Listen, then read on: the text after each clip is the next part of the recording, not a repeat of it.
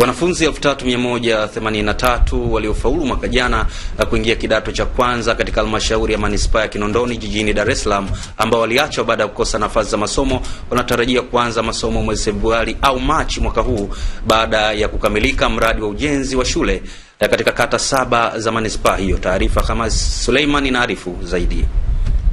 Mkuu wa wilaya Kinondoni Paul Makonda, ambaye aribuni na kuhamasisha wadau mbalimbali kuchangia ujenzi huo, amesema hayo wakati alipokuwa akiweka mawe ya msingi katika baadhi ya shule, huku akiendelea kuhamasisha wazazi na wadau mbalimbali kujitokeza kuchangia hali na mali ili kukamilisha ujenzi wa shule hizo. Amesema dhamira ya ujenzi wa shule hizo ni kuhakikisha kuwa kila mwanafunzi aliyefaulu katika halmashauri ya manispaa ya Kinondoni anapata nafasi ya kusoma elimu ya sekondari, ambapo Wizara ya Elimu imehakikishia kuwa walimu pamoja na vitabu vya kiada na ziada vitapatikana katika shule hizo. Ikiwa sehemu ya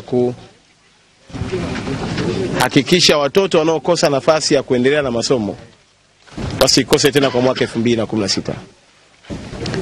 Na manispaa inahangaika sana kuhakikisha kwamba watoto wao wanaenda shule.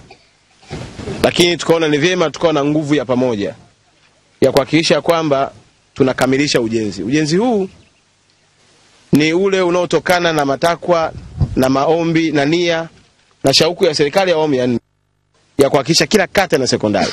Hata hivyo, katika baadhi ya maeneo yaliyojengwa shule hizo, likiwemo eneo la Mbezi Juu, kumekuwa na changamoto ya uvamizi wa ardhi, ambapo baadhi ya wananchi kwa kushirikiana na baadhi ya maafisa ardhi wa manispaa hiyo wanadaiwa kushiriki katika uzwaji wa maeneo hayo. Lakini wamevamia, wanatumia lugha mbalimbali. Tatizo liko kwenye ofisi yako wilayani. Sisi tulizuia lile eneo kwamba wanaingilia, tukaletewa barua toka wilayani kwamba haiwezekani mkatuletea.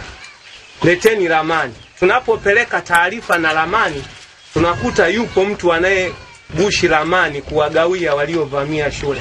Sasa mkuu wa wilaya tumuombe, tusianze kumhangaisha, ajue kwamba kuna wasanii wako pale manispaa wanacheza na eneo hili. Tumwambie wanacheza na eneo hili. Na wanacheza na eneo hili wakishirikiana na viongozi wa serikali ya mtaa waliopita. Wakati mko hapa mmeona wananchi wanalalamika kwamba maeneo ya shule yamevamiwa.